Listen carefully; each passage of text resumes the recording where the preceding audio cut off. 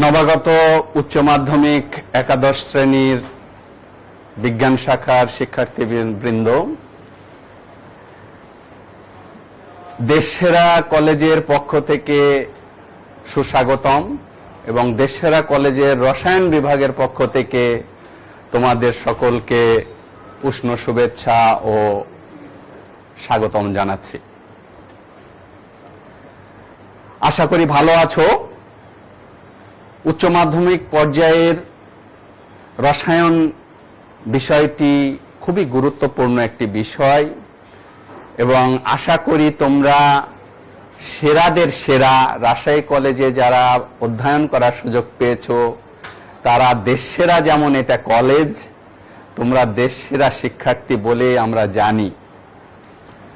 তো তোমরা রাজশাহী কলেজে অধ্যয়ন করার সুযোগ পেয়ে অবশ্যই নিজেরা গৌরবান্বিত বোধ করছো।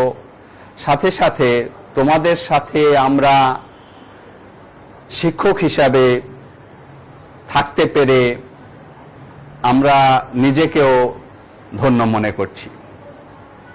তো সুপ্রিয় শিক্ষার্থী বন্ধুরা, আমি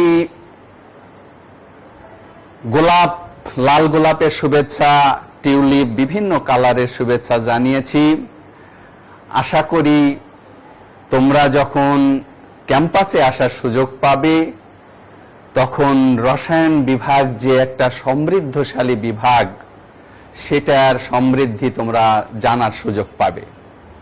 তোমরা রাজশাহী কলেজের ইতিহাস যদি পড়ো, দেখবে রাজশাহী বিশ্ববিদ্যালয় 1953 সালে প্রতিষ্ঠিত হয় আর আমাদের এই কলেজটি 1873 সালে প্রতিষ্ঠা লাভ করে। সো বুঝতেই পারছো এই কলেজে সায়েন্স ফ্যাকাল্টির মধ্যে ফিজিক্স, কেমিস্ট্রি এই দুইটা সাবজেক্ট প্রথম দিকেই চালু হয়েছিল। এবং এটা জেনে তোমরা খুশি হবে, এখানে একজন বিভাগীয় প্রধান, উনি অধ্যাপক, 3 জন সহযোগী অধ্যাপক, 4 জন সহকারী অধ্যাপক এবং 4 জন প্রভাষক, এই মোট 12টি পদ আমাদের রসায়ন বিভাগের। এবং এখানে 4টি ল্যাবরেটরি রয়েছে: inorganic, organic, physical and industrial laboratory. আনন্দের বিষয় এইটি যে অনেক নতুন বিশ্ববিদ্যালয়, যেগুলো সরকারি বিশ্ববিদ্যালয়, তাদের চেয়েও আমাদের ল্যাবরেটরি অনেক সমৃদ্ধ এবং উন্নত, এটা আমরা নির্দ্বিধায় বলতে পারি। সুপ্রিয় শিক্ষার্থী বন্ধুরা, আমি তোমাদের সাথে একটু পরিচিত হতে চাচ্ছি। উচ্চ মাধ্যমিক রসায়ন প্রথম পত্রের বিষয় কোডটি হচ্ছে 176, দ্বিতীয় পত্র 177। প্রথম পত্রে 5টি অধ্যায় রয়েছে, দ্বিতীয় পত্রেও 5টি অধ্যায় রয়েছে।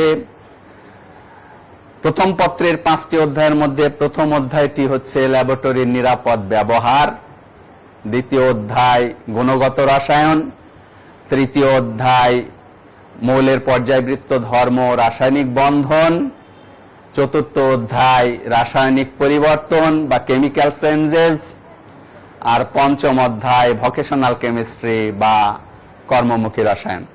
আমি ফার্স্ট পার্ট নিয়ে কথা বলবো, সেকেন্ড পার্ট নিয়ে সেকেন্ড ইয়ারে কথা হবে। তোমাদের সাথে আজকে কিছু বিষয়, প্রথম পত্রের প্রথম অধ্যায়ের কিছু গুরুত্বপূর্ণ বিষয় নিয়ে আমি প্রায় 1 ঘন্টা তোমাদের সাথে থাকব।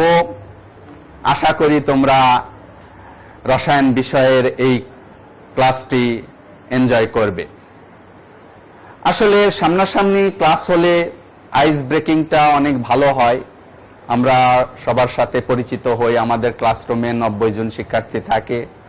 সো 270 জন যে তোমরা ভর্তি হয়েছো সায়েন্স গ্রুপে, এবং 3টা ক্লাসরুম পাবা তোমরা, স্টুডেন্ট সেন্টার্ড ক্লাসরুম, টেবিল চেয়ারে বসে এটা ক্লাস করানো হয়। সরাসরি হাতে কলমে তোমাদের প্রবলেম সলভিং ক্লাসগুলো করানো হয়। তো এই পরিস্থিতিতে তোমাদের সাথে যেভাবে ক্লাস হচ্ছে এই ক্লাসগুলো তোমরা মনোযোগ সহকারে করবে এবং এখানে খুব ভালো মানের স্কিলড এবং হাইলি এডুকেটেড টিচার্স আছে যারা বিসিএস কোয়ালিফাই করে এসেছে। সো তোমরা বুঝতেই পারছো যে তোমরা কত সৌভাগ্যবান, যে কত উচ্চ পর্যায়ের সুশিক্ষিত স্বশিক্ষিত শিক্ষকগণ তোমাদের সাথে থাকবেন। আমি ডক্টর ব্রজেন্দ্রনাথ সরকার, তোমরা স্লাইডে দেখতে পাচ্ছ, বিএসসি অনার্স প্রথম শ্রেণী, ঢাকা বিশ্ববিদ্যালয়। এমএসসি থিসিস মানে আমি দুইটা গ্রুপ থাকে, প্র্যাকটিক্যাল গ্রুপ এবং থিসিস গ্রুপ। থিসিস গ্রুপ মানে গবেষণার একটা গ্রুপ থাকে, যারা ভালো রেজাল্ট করে অনার্সে তারাই কেবলমাত্র এই গ্রুপে কাজ করার সুযোগ পায় এবং পড়াশোনার সুযোগ পায়। সেখানেও আমি ফার্স্ট ক্লাস পেয়েছিলাম ঢাকা বিশ্ববিদ্যালয় থেকে এবং আমি ফলিত রসায়ন ও রাসায়নিক প্রযুক্তি বিভাগের ছাত্র ছিলাম। 22তম বিসিএস আমার প্রথম বিসিএস, মাস্টার্স অ্যাপিয়ার্ড দিয়ে আমি এই বিসিএস এ অংশগ্রহণ করেছিলাম। আমার জীবনে একটা বিসিএস পরীক্ষায় অংশগ্রহণ করেছিলাম এবং এক বলেই ছক্কা হাঁকিয়ে আমি কৃতিত্বের সাথে আমার ঈশ্বরের কৃপায় এবং সকলের আশীর্বাদে আমি সেটা উত্তীর্ণ হতে সক্ষম হই। আমি এখন রাজশাহী কলেজে 2003 সালে আমি প্রথম যোগদান করি। 2007 সাল পর্যন্ত এই কলেজেই শিক্ষকতা করেছি। এরপর আমি 2007 সালে আমার বদলি হয় সরকারি আইজুল হক কলেজ বগুড়া, সেখানে আমি 1 বছর ছিলাম। সেখান থেকে পিএইচডিতে যাই ঢাকায়, সায়েন্স ল্যাবরেটরি ঢাকায় আমি কাজ করি 3 বছর এবং আমার পিএইচডির গবেষণার বিষয় ছিল ন্যাচারাল প্রোডাক্টস কেমিস্ট্রি, অর্থাৎ স্পেকট্রোস্কোপিক অ্যানালাইসিস, যেটা কেমিস্ট্রির একটা কোর সাবজেক্ট এবং বর্ণালীমিতিক বিশ্লেষণের সাহায্যে কম্পাউন্ডের স্ট্রাকচার নির্ণয় এবং মেডিসিনাল প্ল্যান্টস নিয়ে আমার গবেষণা ছিল। এরপর পিএইচডি আমি খুব সফলতার সাথে মাত্র 2.5 বছরে, 3 বছরের কোর্স আমি 2.5 বছরে আমার পিএইচডি কমপ্লিট করি এবং আমি আবারও সরকারি কলেজে যোগদান করি, আব্দুলপুর গভর্নমেন্ট কলেজ নাটোর। সেখানে আমার পোস্টিং হয় 2011 অগাস্টে পিএইচডি কমপ্লিটের পর। এরপর আমি আবার ব্যাক করি আমার প্রিয় শিক্ষা প্রতিষ্ঠান, সেই আমার প্রাণপ্রিয় রাজশাহী কলেজে। 2012 সালের মার্চ থেকে আবার আমি এখানে আছি। আমার অত্যন্ত সৌভাগ্য যে দেশ সেরা পরপর 4 বার আমরা জাতীয় পর্যায়ে শ্রেষ্ঠ প্রতিষ্ঠান এবং জাতীয় বিশ্ববিদ্যালয় র্যাঙ্কিংয়েও পরপর 4 বার আমরা 1 নাম্বার পজিশনের শিক্ষা প্রতিষ্ঠান। বুঝতেই পারছো, you are lucky enough to achieve this institution. আসলেই তোমরা অনেক সৌভাগ্যবান। আমি কিন্তু এত সৌভাগ্যবান ছিলাম না। আমার এসএসসি 1992 সাল, আমার স্কুল থেকে, এটা চকসিমলা হাই স্কুল আত্রাইয়ের মধ্যে, আত্রাই থানার, এবং সেখান থেকে প্রথম আমি স্টার মার্কস পাই এবং আমি রাজশাহী কলেজে অ্যাডমিশনে, তখন অ্যাডমিশন টেস্ট হতো, আমি চান্স না পেয়ে আমার মনটা খুব ভারাক্রান্ত ছিল। রাজশাহী কলেজে পড়ার স্বপ্ন সবার থাকতো ইন্টারমিডিয়েট পর্যায়ে, আমারও ছিল, বাট আমি পারি নাই। তারপর আমি সিটি কলেজে ভর্তি হই। খুব কষ্ট লাগতো যখন এই লাল বিল্ডিংটা দেখতাম, সামনের দিয়ে আমি যেতাম না। আমি প্রায় 2 বছর যখন পড়েছি তখন আমি এই সামনের মূল রাস্তা দিয়ে চলাচল করতাম, আমার মনে খুব কষ্ট লাগতো। কিন্তু আমি সিটি কলেজে ভর্তি হওয়ার পরও 94-এ আমি একমাত্র স্টুডেন্ট, 600 স্টুডেন্টের মধ্যে আমি শুধু স্টার মার্কস পাই এবং আমি ওই 95-এ ঢাকা বিশ্ববিদ্যালয়ে পড়ার সুযোগ পাই, একমাত্র স্টুডেন্ট। আসলে তোমার টার্গেট থাকতে হবে, ভালো রেজাল্ট করেছো তোমরা, রেজাল্টের ভিত্তিতে এখানে ভর্তি হয়েছো, সেটাকে ধরে রাখার আপ্রাণ চেষ্টা করবে এবং আমাদের নির্দেশনা মোতাবেক চলার চেষ্টা করবে। আশা করি তোমরা অসফল কাম হবেই। তো যাই হোক, আমি এখন সহকারী অধ্যাপক রসায়ন বিভাগের এবং রাজশাহী কলেজে কর্মরত আছি। তোমরা অবশ্যই আমার পরিচয় জেনে ফেলেছো, আমি রাজশাহীর সন্তান এবং তোমাদের সাথে নিশ্চয় আমরা যদি কিছু জুম ক্লাসের ব্যবস্থা হয় সেখানে আরো বেশি ইন্টারাকশন হবে। আর সামনে ক্লাস যদি পাই আমরা, তোমরা যদি সরাসরি করার সুযোগ হয়, তখন নিশ্চয়ই তোমাদের সাথে আরো অনেক কথা হবে।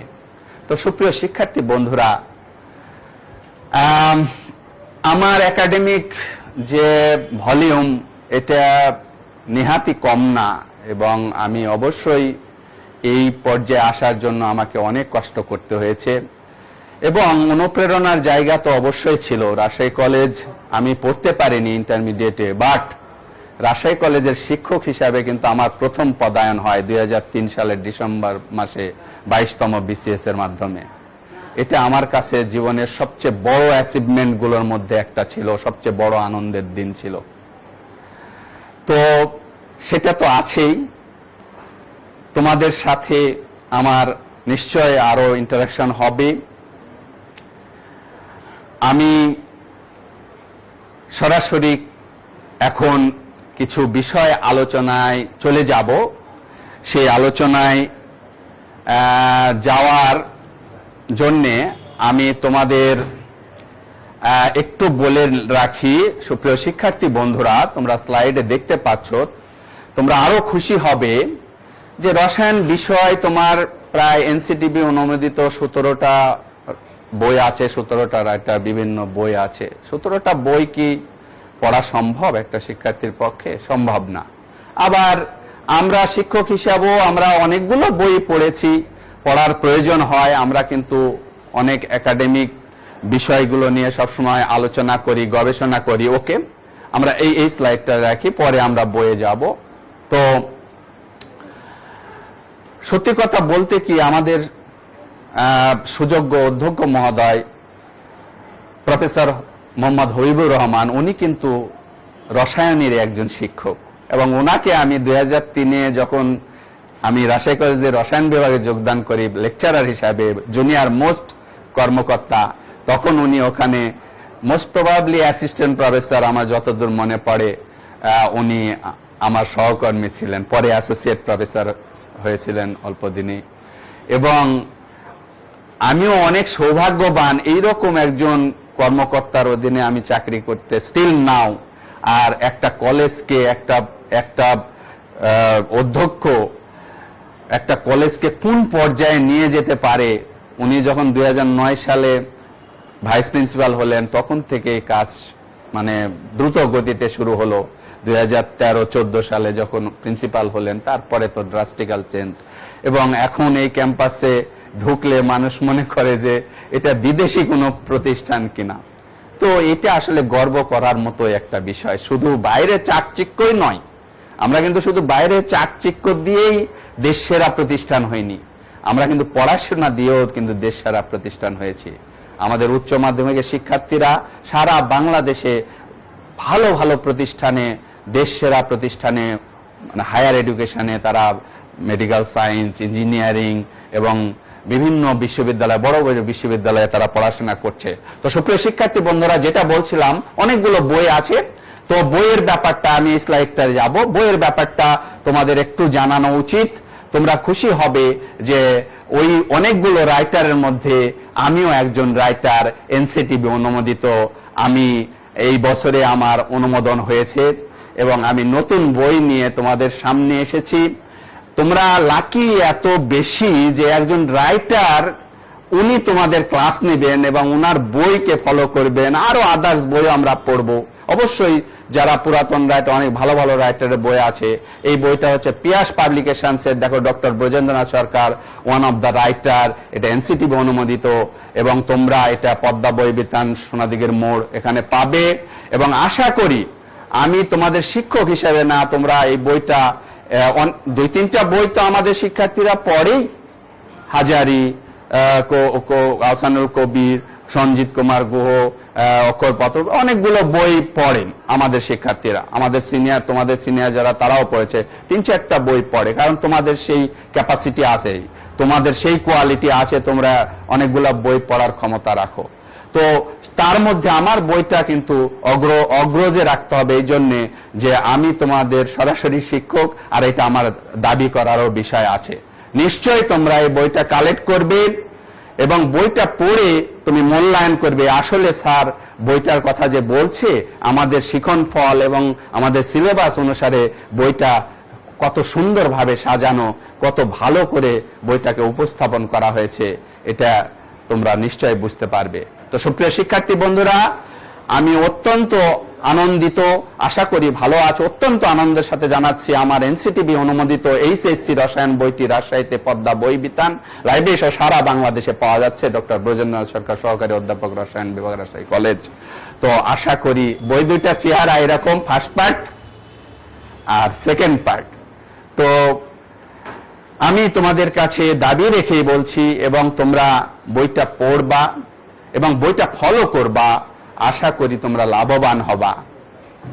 আমার কথা বলবা, পদ্মা বই বিতানে গিয়ে নিশ্চয় যত সর্বনিম্ন কমিশন করা যায়, সর্বোচ্চ কমিশন করা যায় সেটাই রাখবে। আসলে এখন এনসিটিবি একটা মূল্য নির্ধারণ করে দেয়, আসলে বেশি কমিশন দিয়ে টেক্সট বুকগুলো বিক্রি করা যায় না, তারপরে যতটুকু করা যায় তোমাদের করবে। তো সুপ্রিয় শিক্ষার্থী বন্ধুরা, আমি তো আমার অনেক কিছু প্রচার করলাম, নিশ্চয় তোমরা এই প্রচারগুলো শুনে অবাক হচ্ছ যে স্যারের একাডেমিক কোয়ালিফিকেশন এবং PhD research, not only that, he is one of the writer. আমার অনার্স লেভেলও বই আছে, আমি অনার্স লেভেলও কিছু বইয়ের রাইটার, শিল্প রসায়ন, স্পেকট্রোস্কোপিক বর্ণালীমিতিক বিশ্লেষণ, কবির পাবলিকেশনসের আমি কিন্তু কিছু বইয়ের রাইটার। আমি চেষ্টা করি আমার প্রিন্সিপাল স্যারের অনুপ্রেরণায়, এবং উনি সবসময় আমাদের শিক্ষকদের ইন্সপায়ার্ড করেন যে তোমরা লেখালেখির মধ্যে কিছু গবেষণামূলক কাজে তোমরা অবশ্যই নিয়োজিত থাকবে, যাতে করে তোমরা অবশ্যই ভালো একটা নিজেকে একটা ভালো পর্যায়ে উপস্থাপন করতে পারো। একজন শিক্ষকের কাজই তাই। আমরা তাই মনে করি, আমরা নিজে থেকে সমৃদ্ধ করি, আমরা তোমাদের কাছে শিখি, আমরা নিজেরাও বিভিন্ন মাধ্যমে শিখি। ক্লাসরুমে যে আমি কত কিছু শিখি তার বলার শেষ নাই। আমার কত শিক্ষার্থী আমাকে কত কিছু শিখিয়েছে, আমি আসলে তাদের কাছে অত্যন্ত কৃতজ্ঞ। তো সুপ্রিয় শিক্ষার্থী বন্ধুরা, আমরা রসায়নের কথা বললেই আমাদের কিন্তু রসায়নের ল্যাবরেটরির কথা বলতে হবে। রসায়নের থিওরিটিক্যাল বিষয় শুধু অ্যানালাইসিস করলে, থিওরিটিক্যাল বিষয় শুধু পড়াশোনা করলেই কিন্তু তুমি রসায়ন ভালোভাবে শিখতে পারবে না। এই জন্য এখন যে সিলেবাস করা হয়েছে সেই সিলেবাস অবশ্যই গুরুত্বপূর্ণ। আমাদের অনেক জায়গায় শুনে থাকবা তোমরা, বাগা বাগা লোকজনের কাছে, টিচারদের কাছে শুনে থাকবা যে ফার্স্ট চ্যাপ্টার আর ফিফথ চ্যাপ্টার পড়তে হয় না। আরে ওগুলো কি পড়ার আছে? ল্যাবরেটরির নিরাপদ ব্যবহার, আরে পোশাক পরিচ্ছদ, হাবি জাবি, আবার শেষে কর্মমুখী রসায়ন, এটা সেটা তৈরি করতে হয়। এগুলো পড়ে কি হবে? তোমার পরমাণুর গঠন, ইলেকট্রন বিন্যাস, এগুলো পড়তে হবে। আর ইলেকট্রন বিন্যাস, পরমাণু গঠন তো পড়বই, কিন্তু আমার অ্যাপ্লিকেশনটা কোথায় রসায়নের? রসায়নে আমার ইন্টারেস্টটা কোথায়? কেন আমি রসায়ন পড়ছি? আমার যদি গবেষণা ল্যাবের কাজ আমি যদি না করতে পারি, ইউ আর লাকি এনাফ, 4টি ল্যাবরেটরি রসায়ন বিভাগে রয়েছে, তোমরা দেখতে পারবে, কাজ করতে পারবে হাতে কলমে। প্রত্যেকটা শিক্ষার্থী ক্লাস শুরুর প্রথম দিন থেকে ল্যাবরেটরি ওয়ার্ক করানো হয়। তারা ল্যাবে, আমাদের এত যন্ত্রপাতি, এত কেমিক্যাল, কোনোদিন আমাদের কোনো কিছুর অভাব নাই। কার কারণে? আমাদের প্রিন্সিপাল স্যারের কারণে। উনি বলেছে যে মানি ইজ নো প্রবলেম, আমরা কাজ করব, টাকা এমনি চলে আসবে। আসলেই তাই। উনি থাকাকালীন আমি কোনোদিন শুনি নাই যে রসায়নে কেমিক্যালসে টাকা নাই। এটা আমি আগে অনেক শুনেছি, আমি কিন্তু 3, 4, 5টা প্রিন্সিপাল পেয়েছি আমার এই রাজশাহী কলেজে। অনেক লিমিটেশন শুনেছি, কিন্তু ওনার কাছে কোনো লিমিটেশনস আমি শুনিনি। খুবই সাহসী ব্যক্তি, সৃষ্টিকর্তা ওনাকে দীর্ঘায়ু প্রদান করুন এবং উনি যেন আরো কাজ করতে পারেন, এই প্রার্থনা করি। প্রফেসর হবিবুর রহমান। আমরা আসি, সুপ্রিয় শিক্ষার্থী বন্ধুরা, একটু খেয়াল করতে হবে। কেমিস্ট্রি ল্যাবরেটরিতে গেলে তোমরা এরকম পোশাক পরবে। দেখো ল্যাবরেটরিতে কাজ করছে, ডেস্ক, খোলামেলা রুম, আর্দ্র পরিবেশ হওয়া যাবে না, শুষ্ক পরিবেশ, সুন্দর আলো বাতাস, পরিচ্ছন্ন ঝকঝকে রুম। ওকে? তো সুপ্রিয় শিক্ষার্থী বন্ধুরা, দেখো উপরে উনি কিন্তু ল্যাবরেটরিতে কাজ করার জন্য তোমার ল্যাবরেটরির বিভিন্ন বিধিবিধান বা নিয়ম কানুন মেনে কাজ করতে হবে, এটা তোমাকে সবসময় মাথায় রাখতে হবে। কারণ তোমার চ্যাপ্টারের নাম কি? Safety use of laboratory. কোন laboratory? Chemical laboratory, chemistry laboratory. Safety ইউজের কথা কেন বলা হলো? কেন নিরাপদ ব্যবহারের কথা বলা হচ্ছে? বলা হচ্ছে এই কারণে যে নিরাপত্তা ছাড়া তুমি ল্যাবে কাজ করলে তোমার যে কোনো বড় ধরনের ছোট দুর্ঘটনা তো হতেই পারে, বড় দুর্ঘটনা ঘটতে পারে, যেটা তোমাকে একটা জীবনের সংকটময় পর্যায়ে নিয়ে যেতে পারে। সো কোনো কাজ করার আগে তোমাকে পরিকল্পনা করতে হয়, তোমাকে নিরাপত্তার বিষয়ে চিন্তা করতে হয়। আর ল্যাবরেটরিতে কাজ করার আগে নিরাপত্তার বিষয়টি যে চিন্তা করে না, সে কিন্তু ল্যাবে কাজ করার যোগ্যতা তার নাই। সো ল্যাবে কাজ করতে গেলে আমাকে, তুমি তো কোনো কিছু নিয়ে অ্যানালাইসিস করবে, কেমিক্যাল সাবস্টেন্স ধরবে, বিভিন্ন ধরনের লিকুইড, সলিড, বিভিন্ন গ্যাসিয়াস সাবস্টেন্স, বিভিন্ন ধরনের অ্যাসিড, বেস, ক্ষার, লবণ, তারপর তোমার বিভিন্ন গ্যাস, হাইড্রোজেন সালফাইড, পচা ডিমের মতো গন্ধ, অ্যামোনিয়া, ঝাঁঝালো গন্ধযুক্ত, chlorine, sulphur dioxide, nitrogen dioxide, এই গ্যাসগুলো উৎপন্ন হবে। এখন তুমি যদি প্রোটেকশন না নিয়ে ওখানে যে কাজ করা শুরু করো, তাহলে তুমি ওখানে কাজ করতে পারবে না। তুমি অল্প সময়ের মধ্যে কাজ করা তোমার বন্ধ হয়ে যেতে পারে, তোমার হাতটা পুড়ে টুড়ে যাবে, ইরিটেশন শুরু হবে, চোখ জ্বালাও পোড়াও, নিঃশ্বাস বন্ধ হয়ে যাচ্ছে, শ্বাসকষ্ট হচ্ছে, ব্রঙ্কাইটিস, হাঁপানি, অ্যাজমা, এগুলো শুরু হয়ে যাচ্ছে। সো ল্যাবরেটরি দেখো কত সুন্দর করে অ্যাপ্রন পড়েছে। হ্যাঁ, ওকে। কেমিস্ট্রি ল্যাবরেটরি ওয়ার্ক, তারা কাজ করছে। উপরে জন কি করছে দেখো, সেফটি গগলস, এটাকে বলি নিরাপদ চশমা। আমরা আসবো কি কি ব্যবহার করতে হবে, অ্যাপ্রন, ওই যে হ্যান্ড গ্লাভস পরেছে, এবং দেখো ভলিওমেট্রিক ফ্লাস্ক, মানে আয়তনিক ফ্লাস্কে প্রমাণ দ্রবণ তৈরি করে, সেখান থেকে পিপেটের সাহায্যে উনি কনিক্যাল ফ্লাস্কে দ্রবণ ট্রান্সফার করছেন। আর এখানে দেখো শিক্ষার্থীরা তোমার বুলেটের মধ্যে দ্রবণ ঢালছে। আমি দেখাবো একে একে যন্ত্রপাতিগুলো দেখাবো। আমি আগে একটু প্রাথমিক কথাবার্তা বলে নি। একটা রসায়ন ল্যাব কেমন হবে দেখো, স্লাইডের মধ্যে দেখতে পাচ্ছ তোমরা যে রসায়ন ল্যাব হবে খোলামেলা, মুক্ত, শুষ্ক পরিবেশ, এবং পারতপক্ষে নিচতলাকে অ্যাভয়েড করায় বাঞ্ছনীয়। যদিও আমরা আমাদের ইনফ্রাস্ট্রাকচারের লিমিটেশনস এর কারণে এটা করতে হয় আমাদেরকে। আমাদের রাজশাহী কলেজের নিচতলাতে একটা অজৈব ল্যাব রয়েছে, যতদূর সম্ভব আমরা পরিচ্ছন্ন রাখার চেষ্টা করি। না, নিচতলাতে একটু স্যাঁতসেঁতে হয়, একটু আলো বাতাস কম থাকে, একটু প্রবলেম হয়।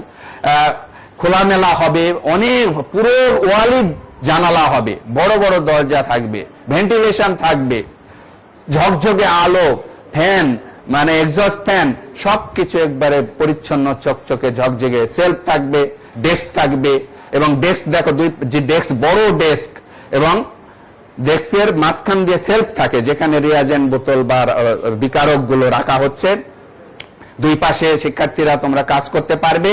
এবং এই বড় ডেস্কের প্রথমে সিঙ্ক থাকে, সিঙ্ক মানে যেখানে পানি ধৌত টৌত করার প্রয়োজন। তারপরে মাঝে মাঝে 3-4 ফিট পর পর এরকম সিঙ্ক দেওয়া থাকে। এটাকে বেসিন বলি না, আমরা সিঙ্ক বলি, যেটাতে আমরা বিভিন্ন রাসায়নিক দ্রব্যের দ্রবণকে ঢালি বা পরিষ্কার করি, ধৌত করি, হাত ধুই, এগুলো সব কাজ করতে পারি। তাহলে একটু পর পর থাকতে হয়। সেলফটা মাঝ বরাবর থাকে, সেলফটার মধ্যে রিয়াজেন্ট বোতলগুলো সুন্দরভাবে তাদের গায়ে লেবেলিং করে এখানে রাখা থাকে। তারপর তুমি সেগুলো নিয়ে রাসায়নিক বিশ্লেষণ করতে পারো। ওকে সুপ্রিয় শিক্ষার্থী বন্ধুরা, এখন আসি আমার রসায়ন ল্যাবরেটরিতে কাজ করতে গেলে আমাকে কি করতে হবে, প্রথমে কি কি বিষয় আমার মাথায় নিতে হবে। রসায়ন ল্যাবরেটরিতে কাজ করতে গেলে সেফটি রুলস ফলো করতে হয়। You should follow safety rules. রসায়ন ল্যাবরেটরি কিন্তু তোমার অবশ্যই বিপজ্জনক। যদি তুমি ল্যাবরেটরির কি কি রাসায়নিক দ্রব্য তোমাকে ব্যবহার করতে হবে, তারা কি ধরনের হ্যাজার্ড বা কি ধরনের বিষাক্ততা রয়েছে, কি ধরনের প্রবলেম সৃষ্টি করতে পারে, এই বিষয়গুলো তোমার নলেজে না থাকলে কিন্তু তুমি যে কোনো বিপদে পড়তে পারো। তাই সেফটি রুলস তোমাকে ফলো করতে হবে। ল্যাবরেটরি ব্যবহারের বিধিবিধান 1 নাম্বার। তোমার কি সেফটি রুলস এর মধ্যে প্রথমে আসে তোমার ড্রেস আপ, পোশাক পরিচ্ছদ। সুপ্রিয় শিক্ষার্থী বন্ধুরা, তোমাদের কলেজে একটা সুনির্দিষ্ট ড্রেস আছে, কলেজ ইউনিফর্ম আছে। সেই কলেজ ইউনিফর্মটা তোমরা নিশ্চয় পরে আসবে। ইউনিফর্মটা প্রতিদিনই তোমাকে সুন্দরভাবে পরিষ্কার পরিচ্ছন্নভাবে পরে আসতে হবে। সেটাতে যদি কোনো কেমিক্যালসের দাগ লাগে, আগুনে ছাকা লেগে পুড়ে যায় বা কোনো জায়গায় নষ্ট হয়, তাহলে সেটা আর তুমি কিন্তু পরিধান করে আসতে পারবে না, তাহলে এটা তোমার জন্য ক্ষতিকারক। তাই কি করতে হবে, ওই পোশাক যেটা কলেজ ইউনিফর্মের উপর তোমার একটা অ্যাপ্রন পরতে হবে, যে অ্যাপ্রনটা must be made by cotton. অবশ্যই সুতি কাপড়ের হবে, একটু মোটা হলে ভালো হয়, সাদা সুতি কাপড়, কেন সুতি কাপড়? Avoid synthetic cloth. কেন সিনথেটিক ক্লথ অ্যাভয়েড করব?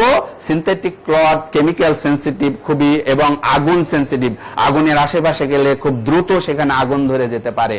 তাই এরকম আমি প্রশ্ন করি, কেন ল্যাবরেটরিতে সুতি কাপড়ের অ্যাপ্রন পরা উচিত, সিনথেটিক কাপড়ের অ্যাপ্রন অ্যাভয়েড করা উচিত?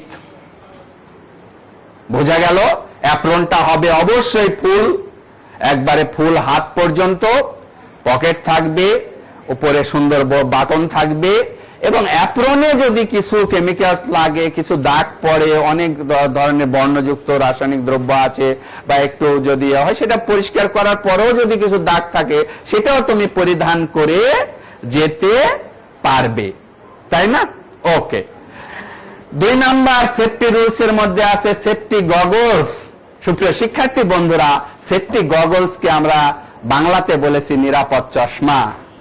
দেখো, আমরা প্রথম স্লাইডে দেখেছিলাম যে একজন কেমিস্ট্রি ল্যাবরেটরিতে কাজ করছে, গগলস, সেফটি গগলস, মোটা চশমা, যেটা একবারে সেফ এন্ড ক্লিয়ার ভিউ থাকবে। কিন্তু তোমার চোখটা কি দেখো, চোখ কিন্তু সবচেয়ে sensitive organ in your body. তাহলে এই চোখটাকে তোমার কিন্তু সবসময় সেফ রাখতে হবে, এবং তোমরা এটা সবসময় মাথায় রাখবে। তাও হয়তো ওড়াউড়ি এরকম করবা না।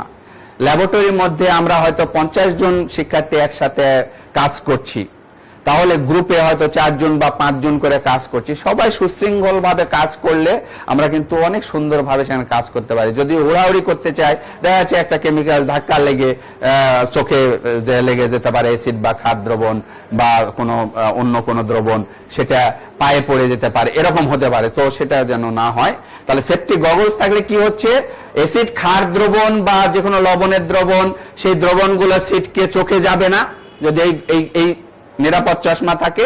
আরেকটা উপকার হয় যে ওই যে বিষাক্ত যে গ্যাসগুলো আছে, H2S, ammonia, sulphur dioxide, chlorine, nitrogen dioxide, এই গ্যাসগুলো কিন্তু চোখে জ্বালাও পড়া সৃষ্টি করে, ইরিটেশন তৈরি করে, চোখে একটা যন্ত্রণা তৈরি হয়।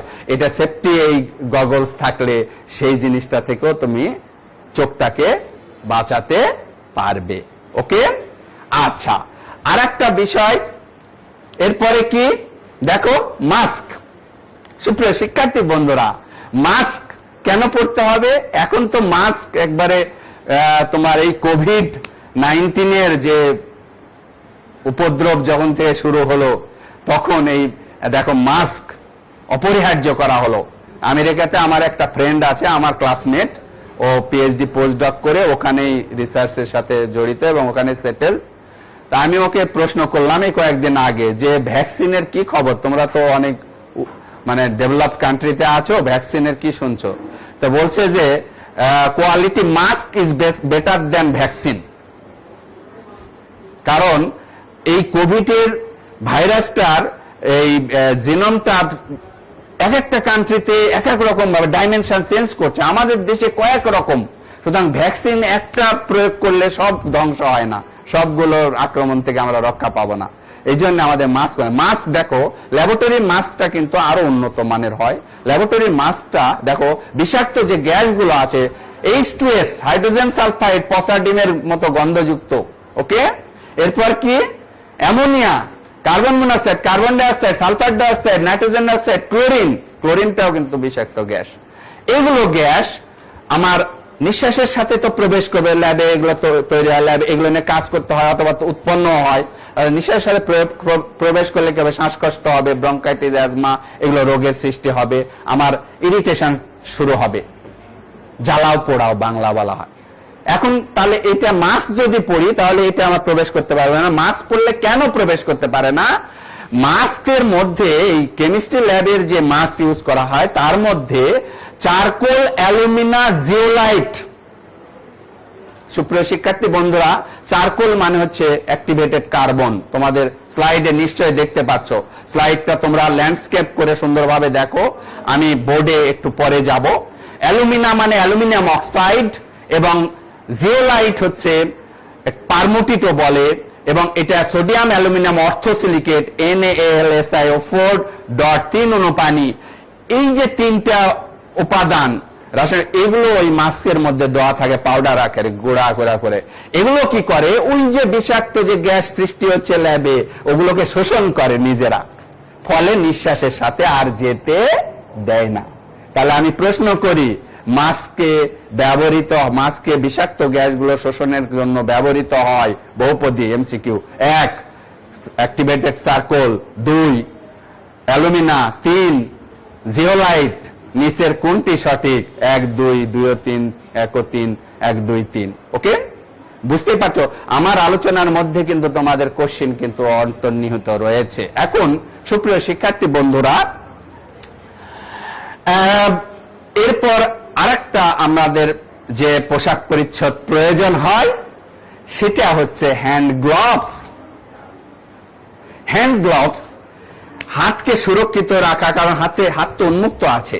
হাতকে তুমি কেমিস্ট্রি ল্যাবরেটরিতে কাজ করলে বিভিন্ন ধরনের রাসায়নিক দ্রব্যাদি ধরতে হবে, তোমাকে বিভিন্ন ধরনের যন্ত্রপাতি তোমাকে ধরতে হবে, সুতরাং হ্যান্ড গ্লাভসটা ইউজ করলে তোমার ভালো। দেখো বিভিন্ন ধরনের হ্যান্ড গ্লাভস আছে, আসলে কোনটা কি কাজে তুমি ব্যবহার করবে। দেখো জিটেক্স gloves, heat high temperature protected gloves.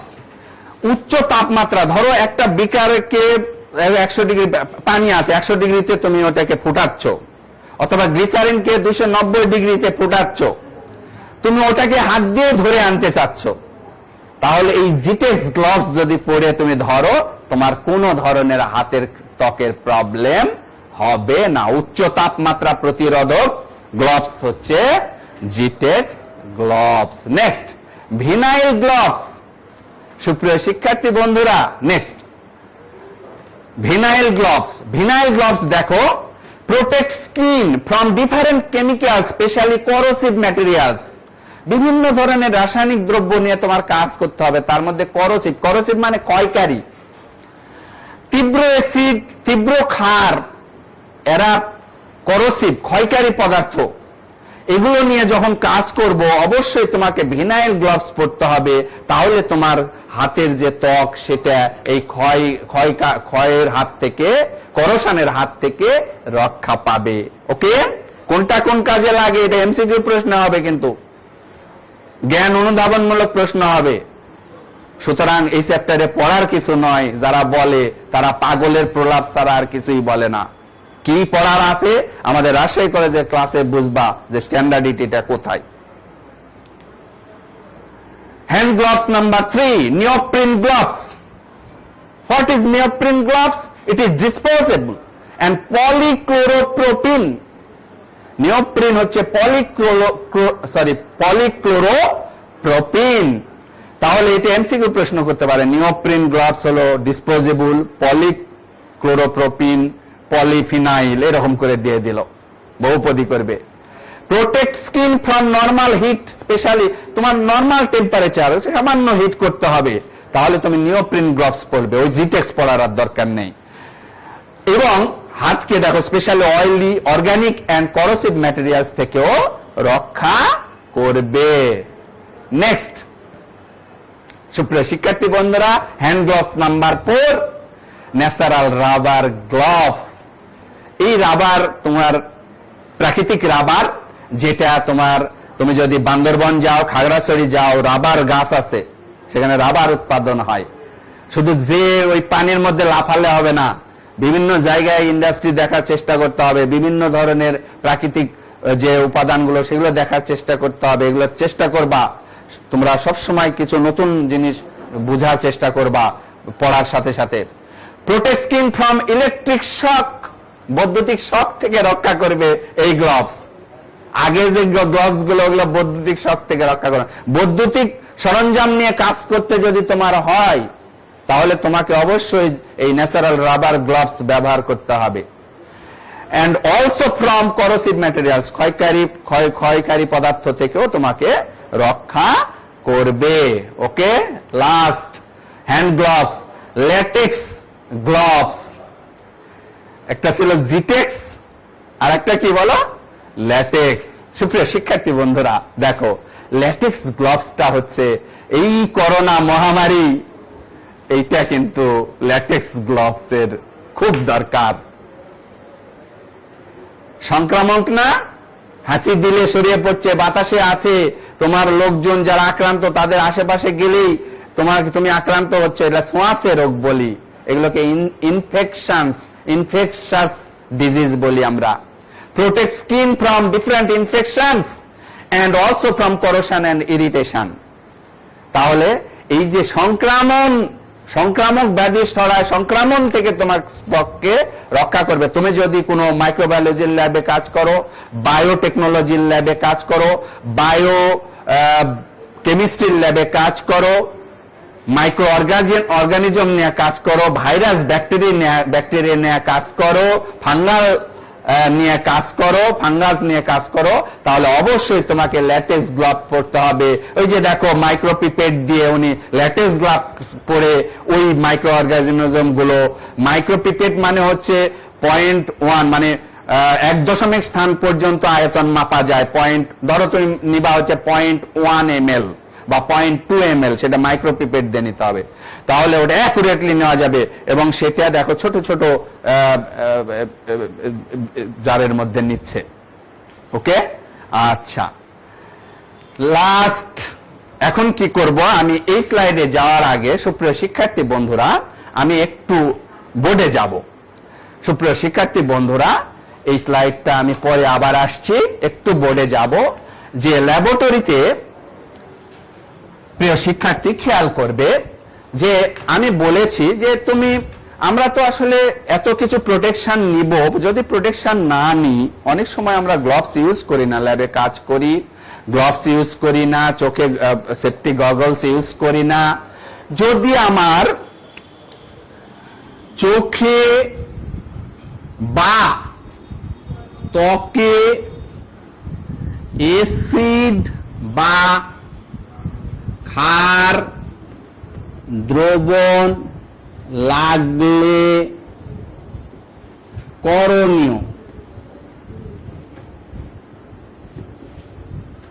করণীয় কি?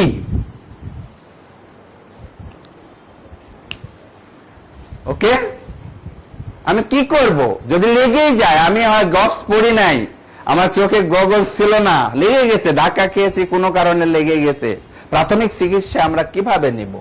লাগলে করণীয় এক, তুমি আই ক্যাপ, চোখের ব্যাপারটা খুব সেনসিটিভ, আই ক্যাপ ব্যবহার করতে হবে এবং পর্যাপ্ত বিশুদ্ধ পানি আক্রান্ত স্থানে কি করতে হবে? পানির ঝাপটা দিতে হবে। আই ক্যাপ চোখে লাগলে আই ক্যাপের সাহায্যে পানিটা দিতে হবে, বিশুদ্ধ পানি। আই ক্যাপ আছে, এটা প্রাথমিক চিকিৎসার জন্য পাওয়া যায় এবং ল্যাবরেটরিতে থাকে। আর বিশুদ্ধ পানির ঝাপটা সেখানে দিতে হবে, আক্রান্ত যে চোখ হোক ত্বক হোক, পর্যাপ্ত পানি সেখানে দিতে হবে, ট্যাপ ওয়াটার, এটাই বিশুদ্ধ পানি। ওকে, এটা প্রথম কাজ। 2 নাম্বার কাজ, চোখে বা ত্বকে যদি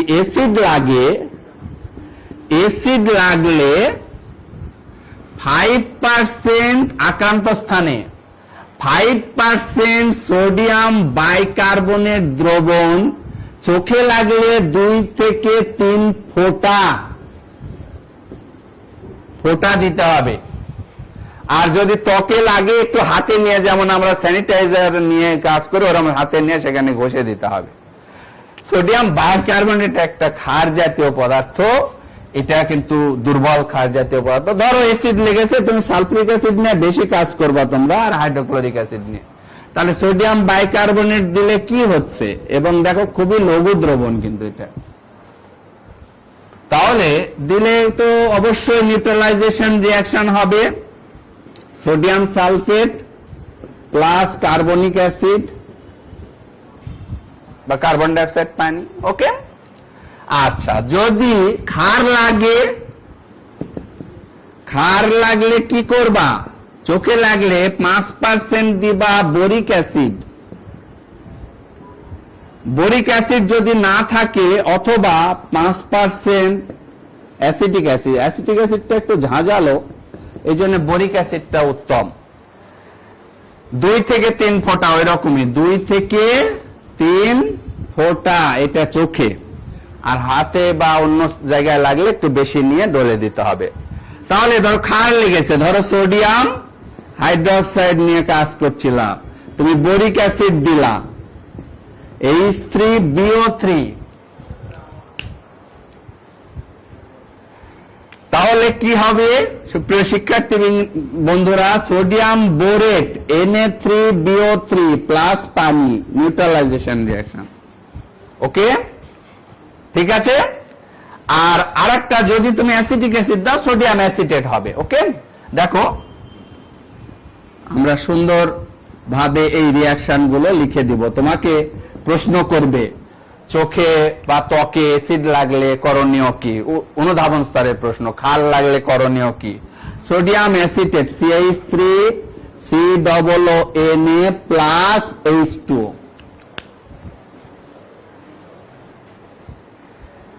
ওকে সুপ্রিয় শিক্ষার্থী বন্ধুরা, এরপরও তোমার জ্বলন ইরিটেশন হচ্ছে, জ্বলন পূরণ হচ্ছে, চোখে বা আক্রান্ত স্থান বেশি লেগেছে, তাহলে কি করবা?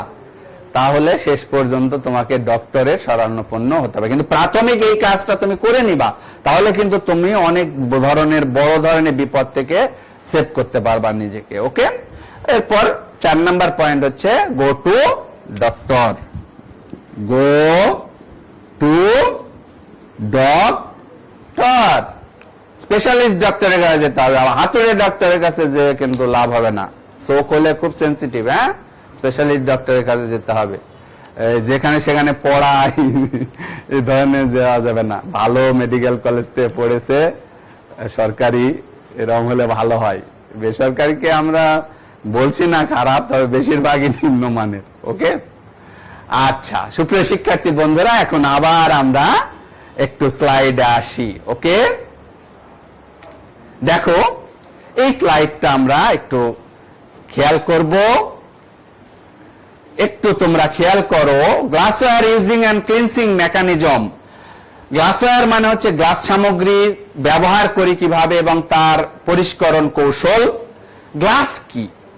দেখো ল্যাবরেটরিতে বেশিরভাগ যন্ত্রপাতি আমার কাঁচ দ্বারা তৈরি, যেটা তুমি রসায়ন ল্যাবরেটরিতে ব্যবহার করবে বেশিরভাগই পরীক্ষা নিরীক্ষা করবে সব কাঁচ দিয়ে তৈরি।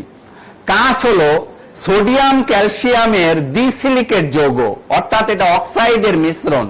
তোমরা দেখতে পাচ্ছ sodium oxide, calcium oxide dot X silicon dioxide, কাঁচের প্রধান উপাদান বালি, এর সাথে সোডিয়াম অক্সাইড ক্যালসিয়াম অক্সাইড এটা মিশ্রণের প্রপোর্শনে থাকে। এখন কেন আমি কাঁচের তৈরি যন্ত্রপাতি ল্যাবরেটরিতে বেশি ব্যবহার করি? অ্যাডভান্টেজেসটা কি? Advantages of glassware used in chemical laboratory. Crystal clear and easy wash, খুব সহজে এটাকে ধৌত করা যায়, তাই না? কাঁচকে ধৌত করা সহজ হয়।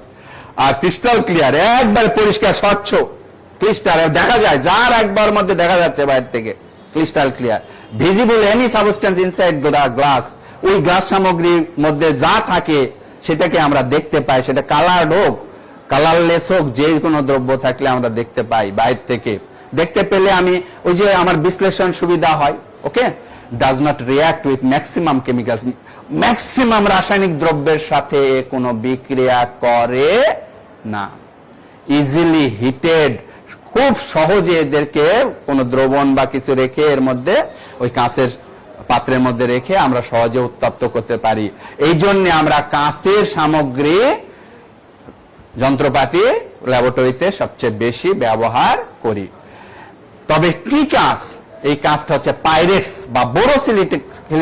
Pyrex or borosilicate glass is very hard and malleable. Hard মানে শক্ত হয়, মজবুত হয়, এবং ম্যালিয়েবল মানে ঘাত সহ।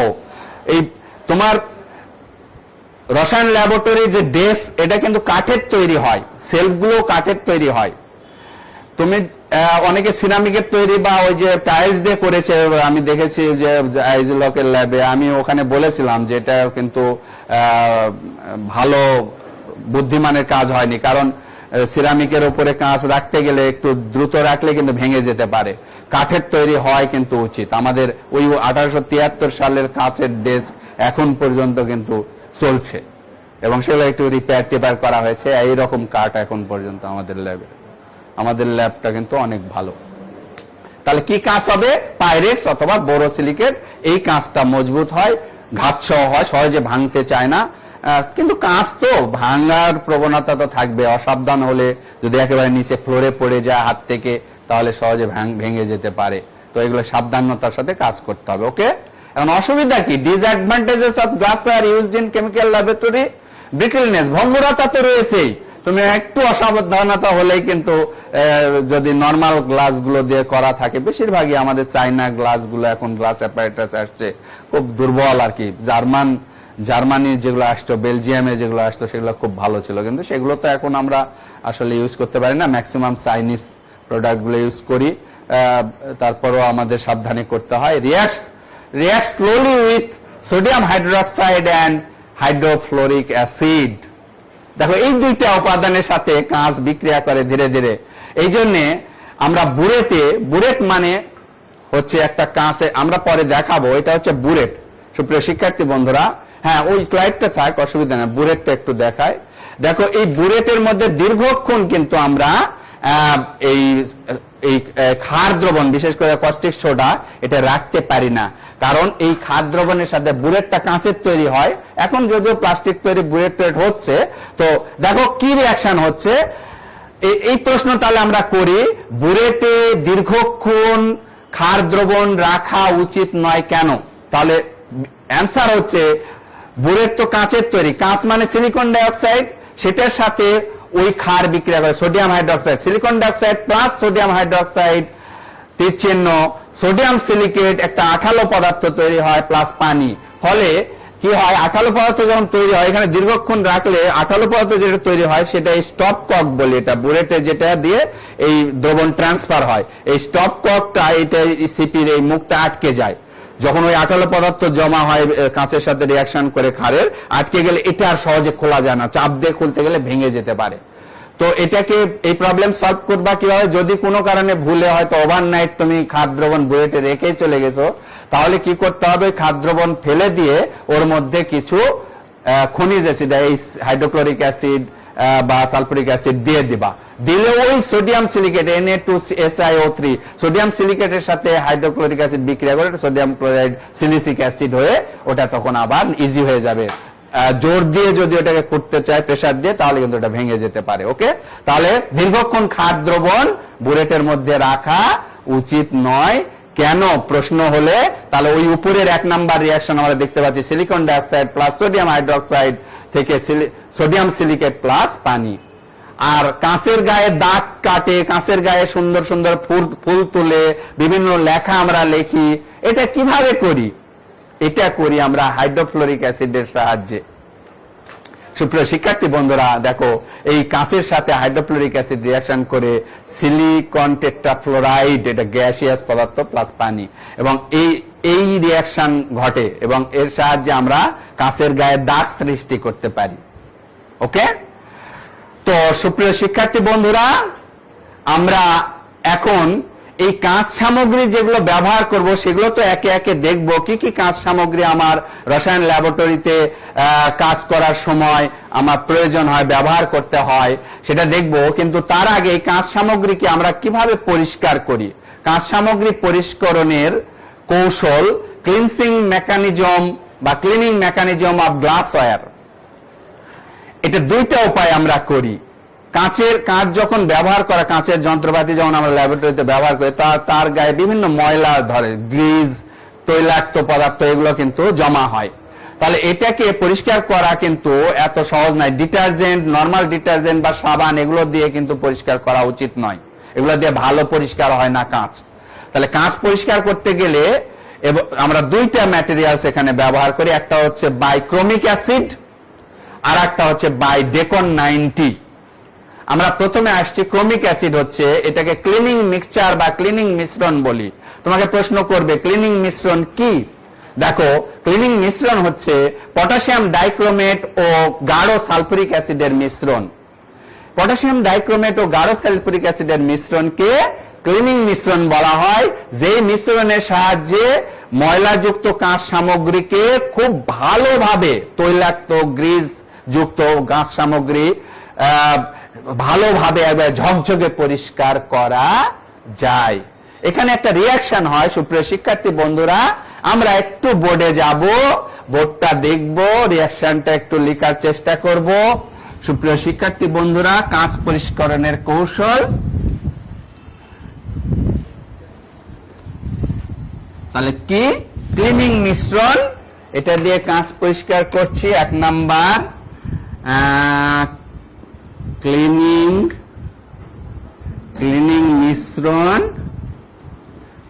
মিশ্রণ হচ্ছে পটাশিয়াম ডাইক্রোমেট প্লাস গাঢ় কনসেন্ট্রেটেড সালফুরিক অ্যাসিড। এখন এখানে রিয়াকশনটা কি হয়? এর মধ্যে যদি কাঁচ সামগ্রী ডুবিয়ে দেওয়া হয় তাহলে এরা নিজেদের মধ্যে রিয়াকশন করে এখানে potassium sulphate plus chromic sulphate plus পানি প্লাস জায়মান অক্সিজেন, এটাকে আমরা ইংরেজিতে ন্যাসেন্ট অক্সিজেন বলি। এটা হচ্ছে সদ্য প্রস্তুত অক্সিজেন, এটার রিঅ্যাক্টিভিটি ইজ ভেরি হাই, খুব অ্যাক্টিভ থাকে এই জায়মান অক্সিজেন। এটা কিন্তু জীবাণুর সাথেও লড়াই করতে পারে, আবার ময়লার সাথেও লড়াই করতে পারে। ময়লা যুক্ত, এখানে লিখবা, এটা বইয়ে লেখা থাকে না কিন্তু তোমরা লিখবা, ময়লা যুক্ত ডার্টি বা গ্রিজি কাঁচ সামগ্রী প্লাস ওই জায়মান অক্সিজেন, এখানে লিখবা ময়লা মুক্ত কাঁচ সামগ্রী। ওকে, আচ্ছা। আরেকটা কি আছে যে ডেকন 90টা হচ্ছে পরিবেশ বান্ধব তরল জীবাণুনাশক ও ফসফেট মুক্ত এক ধরনের পরিষ্কারক, যেটাকে আমরা, তাহলে 2 নাম্বার হচ্ছে ডেকন 90। কি বলবো আমরা? পরিবেশ বান্ধব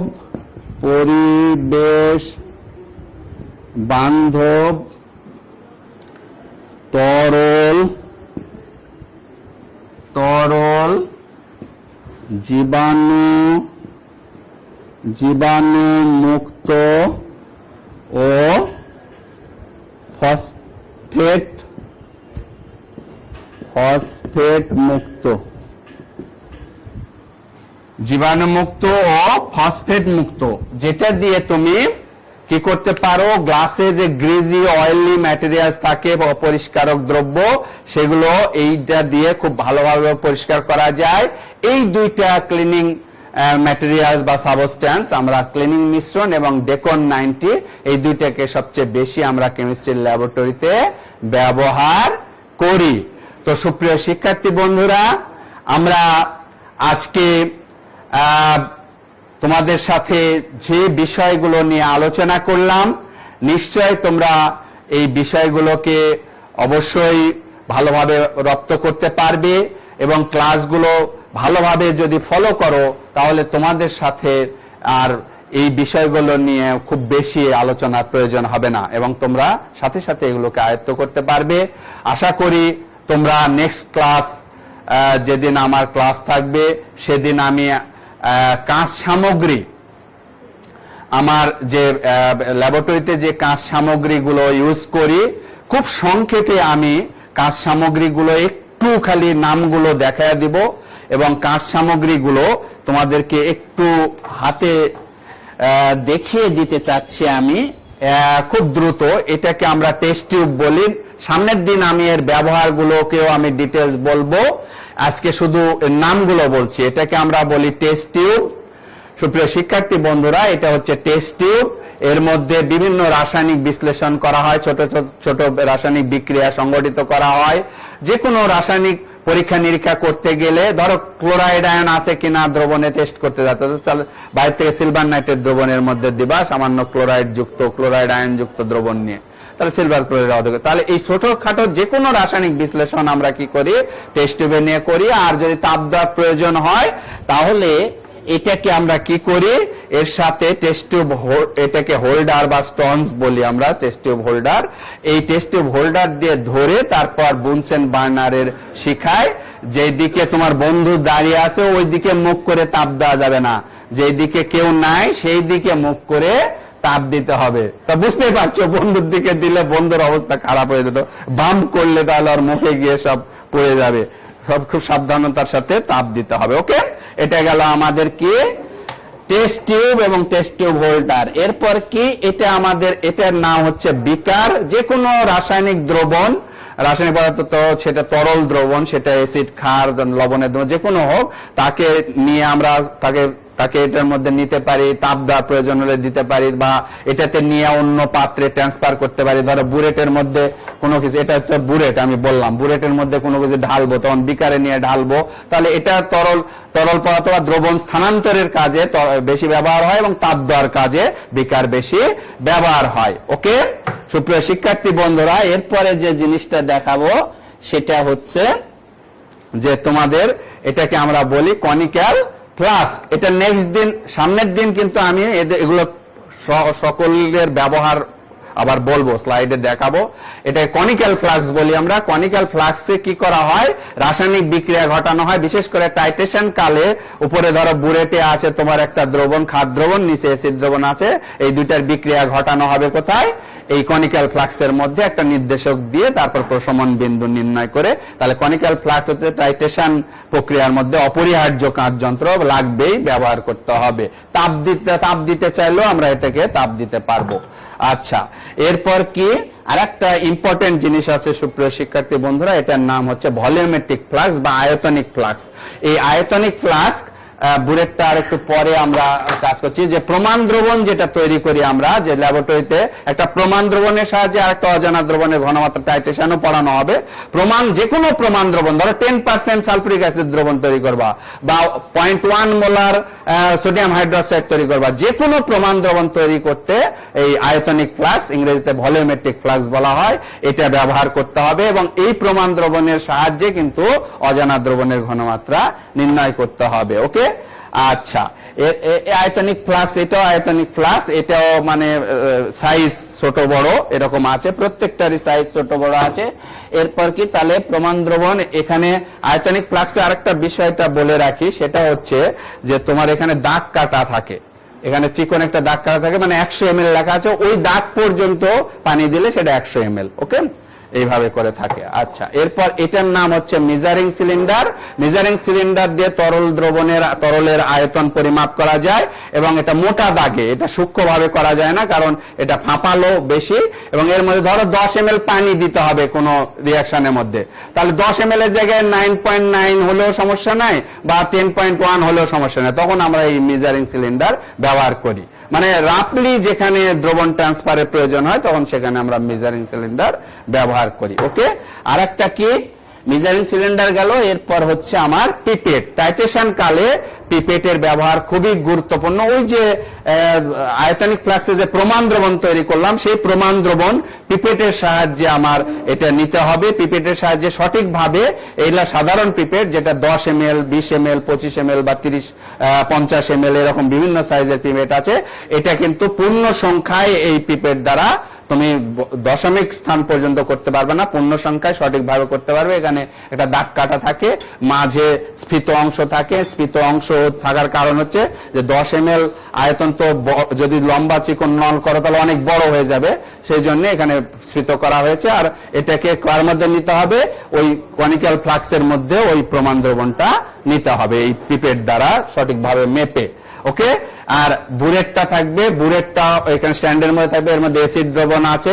বুরেটের সাহায্যে 1.1 স্থান পর্যন্ত তরলের আয়তন সঠিকভাবে পরিমাপ করা যায়। বুরেটে 0 থেকে 50টা দাগ আছে, নেক্সট দিন আবার ডিটেলস বলবো। এবং প্রতি ml এর মধ্যে আবার 10টা দাগ কাটা আছে, তার মানে প্রতি দাগ হচ্ছে 0.1 ml। এবং আমরা এটা লক্ষ্য করেছি যে 1 ফোঁটা যদি তুমি ফেলো তাহলে 0.1 ml দ্রবণ সেখান থেকে পড়ে। তার মানে তুমি এখানে 1.1 স্থান পর্যন্ত দ্রবণের আয়তন অতি সূক্ষ্মভাবে পরিমাপ করতে পারবা। ধরো তোমার নিতে হবে 10.5 ml, তাহলে বুলেট দিয়ে তুমি নিতে পারবা। পিপেট দিয়ে কিন্তু 10.5 সাধারণ পিপেট দিয়ে নিতে পারবে না, 10 ml নিতে পারবে। ওকে। এটাকে আমরা ওয়াশ গ্লাস বলি। এটা ওয়াশ গ্লাস, কোনো কিছু ঢাকার প্রয়োজন হলে অথবা ছোট ছোট রিয়াকশন, কার্বন ডাইঅক্সাইড সোডিয়াম কার্বনেটের মধ্যে এই সেল দিলে কার্বন ডাইঅক্সাইড বুদবুদ আকারে, এই ছোট খাটো পরীক্ষা নিরীক্ষাগুলো ওয়াশ গ্লাসের মধ্যে আমরা করতে পারি। আর একটা হচ্ছে তোমার, এটাকে আমরা বলছি থার্মোমিটার। থার্মোমিটার ক্যালোরিমেট্রিক পদ্ধতিতে থার্মোমিটার তাপ পরিমাপের প্রয়োজন হলে তখন আমরা থার্মোমিটার ব্যবহার করি, এটা ল্যাবরেটরি। আর এটাকে আমরা বলছি, প্রিয় শিক্ষার্থী বন্ধুরা, এটা হচ্ছে ওয়াশ বোতল। ওয়াশ বোতল, ওয়াশ গ্লাস, এটা হচ্ছে ওয়াশ গ্লাস, দুটো আলাদা।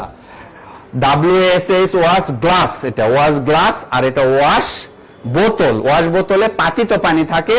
এই পাতিত পানি হচ্ছে আমরা কি করি, যে কোনো প্রমাণ দ্রবণ প্রস্তুত করতে গেলে, যে কোনো দ্রবণ প্রস্তুত করতে গেলে আমার পাতিত পানি ব্যবহার করতে হবে।